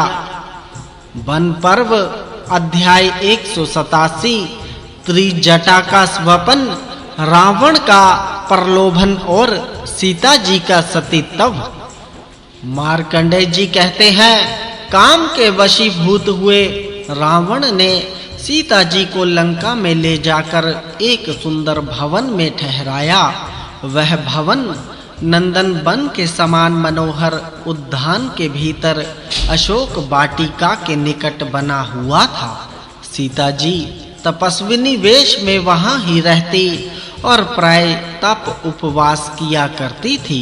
निरंतर अपने स्वामी श्री रामचंद्र जी का चिंतन करते करते वह दुबली हो गई और बड़े कष्ट से दिन व्यतीत कर रही थी। रावण ने सीता जी की रक्षा के लिए कुछ राक्षसी स्त्रियों को नियुक्त कर रखा था। उनकी आकृति बड़ी भयानक थी। कोई फरसा लिए हुए थी और कोई तलवार, किसी के हाथ में त्रिशूल था तो किसी के हाथ में मुदगर, कोई जलती हुई लुआठी ही लिए रहती थी। वे सबके सब सीता जी को सब ओर से घेरकर बड़ी सावधानी के साथ रात दिन उसकी रक्षा करती थी। वे बड़े विकट वेश बनाकर कठोर स्वर में सीता जी को धमकाती हुई आपस में कहती थी, आओ हम सब मिलकर इसको काट डालें और तिल के समान टुकड़े-टुकड़े करके बांट कर खा जाएं। उनकी बातें सुनकर एक दिन सीता जी ने कहा, हे बहनों, तुम लोग मुझे जल्दी खा जाओ, अब इस जीवन के लिए तनिक भी लोभ नहीं है। मैं अपने स्वामी कमल लोचन भगवान राम जी के बिना जीना ही नहीं चाहती। प्राण प्यारे के वियोग में निरा आहार ही रहकर अपना शरीर सुखा डालूंगी, किंतु उनके सिवा दूसरे पुरुष का सेवन नहीं करूंगी। इस बात को सत्य जानो और इसके बाद जो कुछ करना हो करो। सीता जी की बात सुनकर वे भयंकर शब्द करने वाली राक्षसियां रावण को सूचना देने के लिए चली गई। उनके चले जाने पर एक त्रिजटा नाम की राक्षसी वहां रह गई। वह धर्म को जानने वाली और प्रिय वचन बोलने वाली थी। उसने सीता जी को सांत्वना देते हुए कहा, हे सखी, मैं तुमसे कुछ कहना चाहती हूँ। मुझ पर विश्वास करो और अपने हृदय से भय को निकाल दो। यहाँ एक श्रेष्ठ राक्षस रहता है जिसका नाम है अविद्या। वह वृद्ध होने के साथ ही बड़ा बुद्धिमान है और सदा श्री रामचंद्र जी के हित चिंतन में लगा रहता है। उसने तुमसे कहने के लिए यह संदेश भेजा है, तुम्हारे स्वामी महाबली भगवान राम जी अपने भाई लक्ष्मण जी के साथ कुशल पूर्वक हैं। वे इंद्र के समान तेजस्वी वानर राज सुग्रीव के साथ मित्रता करके तुम्हें छुड़ाने का उद्योग कर रहे हैं। अब रावण से भी तुम्हें भय नहीं मनाना चाहिए, क्योंकि नल कुबेर ने जो उसको शाप दे रखा है उसी से तुम सुरक्षित रहोगी। एक बार रावण ने नल कुबेर की स्त्री रंभा का स्पर्श किया था, इसी से उसको शाप हुआ। अब वह अजितेंद्रिय राक्षस किसी भी पर स्त्री को विवश करके उस पर बलात्कार नहीं कर सकता। तुम्हारे स्वामी श्री रामचंद्र जी लक्ष्मण जी को साथ लेकर शीघ्र ही यहाँ आने वाले हैं। उस समय सुग्रीव उनकी रक्षा में रहेंगे। भगवान राम जी अवश्य ही तुम्हें यहाँ से छुड़ा ले जाएंगे। मैंने भी अनिष्ट की सूचना देने वाले घोर स्वप्न देखे हैं, जिनसे रावण का विनाश काल निकट जान पड़ता है। सपने में देखा है कि रावण का सिर मूंड दिया गया है, उसके सारे शरीर में तेल लगा है और वह कीचड़ में डूब रहा है। यह भी देखने में आया कि गधों से जुते हुए रथ पर खड़ा होकर वह बारंबार नाच रहा है। उसके साथ ही ये कुंभकर्ण आदि भी मुंड मुंडाए, लाल चंदन लगाए, लाल लाल फूलों की माला पहने नंगे होकर दक्षिण दिशा को जा रहे हैं। केवल भविष्ण ही श्वेत छत्र धारण किए, सफेद पगड़ी पहने, श्वेत पुष्प और चंदन से चर्चित हो श्वेत पर्वत के ऊपर खड़े दिखाई पड़े हैं। विभीषण के 4 मंत्री भी उनके साथ उन्हीं के वेश में देखे गए हैं। अतः ये लोग उस आने वाले महान भय से मुक्त हो जाएंगे। स्वप्न में यह भी देखा कि भगवान राम जी के बाणों से समुद्र सहित संपूर्ण पृथ्वी आच्छादित हो गई है। अतः यह निश्चय है कि तुम्हारे पति देव का सुयश समस्त भूमंडल में फैल जाएगा। हे सीते, अब तुम शीघ्र ही अपने पति और देवर से मिलकर प्रसन्न होगी।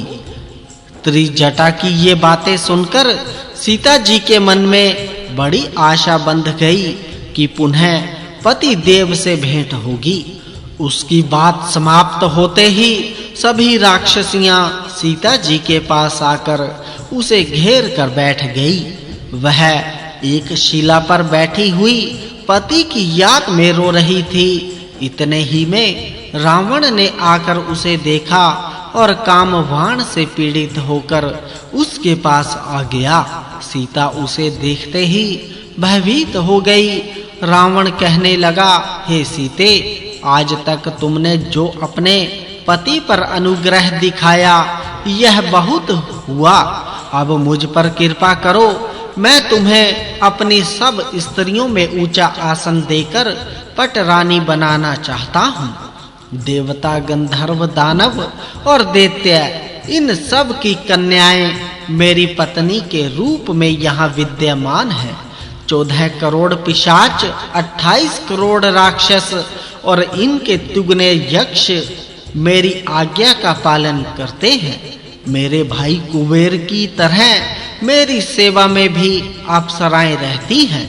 मेरे यहाँ भी इंद्र के समान दिव्य भोग प्राप्त होते हैं।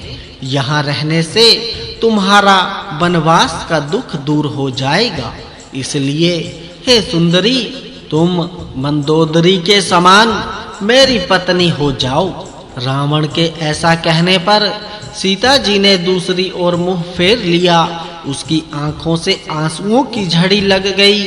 तृण की ओट करके वह कांपती हुई बोली, हे राक्षस राज, तुमने अनेकों बार ऐसी बातें मेरे सामने कही हैं, इनसे मुझे बड़ा कष्ट पहुंचा है, तो भी मुझ अभागिनी को ये सभी बातें सुननी पड़ी हैं। तुम मेरी ओर से अपना मन हटा लो।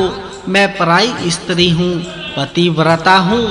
तुम किसी तरह मुझे पा नहीं सकते। यह कहकर सीता जी अचल से अपना मुंह ढककर फूट-फूट कर रोने लगी। उसका कोरा उत्तर पाकर रावण वहां से अंतर्धान हो गया और शोक से दुबली हुई सीता राक्षसियों से घिरी वही रहने लगी। उस समय त्रिजटा ही उसकी सेवा किया करती थी। सारे बोलो भगवान कृष्ण जी की जय। वन पर्व अध्याय 188। माता सीता जी की खोज में वानरों का जाना तथा हनुमान जी का श्री रामचंद्र जी से सीता जी का समाचार कहना। मार्कंडेय जी कहते हैं, श्री रामचंद्र जी लक्ष्मण जी के साथ माल्यवान पर्वत पर रहते थे। सुग्रीव ने उनकी रक्षा का पूरा प्रबंध कर दिया था। एक दिन भगवान राम जी लक्ष्मण जी से बोले, हे सुमित्रा नंदन, जरा किष्किंधा में जाकर पता तो लगाओ सुग्रीव क्या कर रहा है। मैं तो समझता हूँ वह अपनी की हुई प्रतिज्ञा का पालन करना नहीं जानता। अपनी मंद बुद्धि के कारण उपकारी का भी अनादर कर रहा है। यदि वह सीता के लिए कुछ उद्योग न करता हो, विषय भोगों में ही आसक्त हो, तो उसे भी तुम बाली के ही मार्ग पर पहुंचा देना। यदि हमारे कार्य के लिए कुछ चेष्टा कर रहा हो तो उसे साथ लेकर शीघ्र ही यहाँ लौट आना, विलंब न करना। भगवान राम जी के ऐसा कहने पर बड़े भाई की आज्ञा मनाने वाले वीरवर लक्ष्मण जी प्रत्यंचा चढ़ाया हुआ धनुष लेकर किष्किंधा की ओर चल दिए। नगर द्वार पर पहुंचकर वे बेरोक टोक भीतर घुस गए। वानरराज सुग्रीव लक्ष्मण जी को कुपित जानकर स्त्री को साथ ले बहुत ही विनीत भाव से उनकी अगवानी में आए। उन्होंने उनका पूजन और सत्कार किया। इससे लक्ष्मण जी प्रसन्न हुए और निर्भय होकर श्री रामचंद्र जी का आदेश सुनाने लगे। सब सुन लेने पर सुग्रीव जी ने हाथ जोड़कर कहा, हे लक्ष्मण, मेरी बुद्धि खोटी नहीं है। मैं कृतिघ्न और निर्दयी भी नहीं हूँ। सीता जी की खोज के लिए जो यत्न मैंने किया है उसे ध्यान देकर सुनिए। सब दिशाओं में सुशिक्षित वानर पठाए गए हैं। उनके लौटने का समय भी नियत कर दिया गया है। कोई भी 1 महीने से अधिक समय नहीं लगा सकता। उन्हें आज्ञा दी गई है कि वे इस पृथ्वी पर घूम-घूम कर प्रत्येक पहाड़, जंगल, समुद्र, गांव, नगर और घर में सीता जी की खोज करें। 5 रात में उनके लौटने का समय पूरा हो जाएगा। उसके बाद आप श्री रामचंद्र जी के साथ बहुत ही प्रिय समाचार सुनेंगे। सुग्रीव जी की बात सुनकर लक्ष्मण जी बहुत प्रसन्न हुए। उन्होंने अपना क्रोध त्याग दिया और इस प्रबंध के लिए सुग्रीव की बड़ी प्रशंसा की। फिर उन्हें साथ लेकर वे श्री रामचंद्र जी के पास गए और सुग्रीव ने जो कुछ प्रबंध किया था उसे उनसे निवेदन किया। समय पूरा होते-होते 3 दिशाओं में खोज करके हजारों वानर आ पहुँचे। केवल दक्षिण दिशा में गए हुए वानर अभी तक नहीं लौटे थे। आए हुए वानरों ने बताया कि बहुत ढूंढने पर भी हमें रावण और सीता जी का पता नहीं लगा। फिर 2 मास व्यतीत होने पर कुछ वानर बड़ी शीघ्रता से सुग्रीव के पास आए और कहने लगे, हे वानर राज वाली तथा आपने जिस महान मधुबन की अब तक रक्षा की है वह आज उजाड़ हो रहा है। आपने जिन को दक्षिण भेजा था वे पवन नंदन हनुमान जी, बलि कुमार अंगद तथा और भी बहुत से वानर मधुबन का स्वेच्छा अनुसार उपभोग कर रहे हैं। उनकी दृष्टता का समाचार सुनकर सुग्रीव समझ गए कि उन्होंने अपना काम पूरा कर लिया है, क्योंकि ऐसी चेष्टा वे ही भृत्य कर सकते हैं जो स्वामी का कार्य सिद्ध करके आए हों। ऐसा सोचकर बुद्धिमान सुग्रीव ने श्री रामचंद्र जी के पास जाकर यह समाचार कह सुनाया।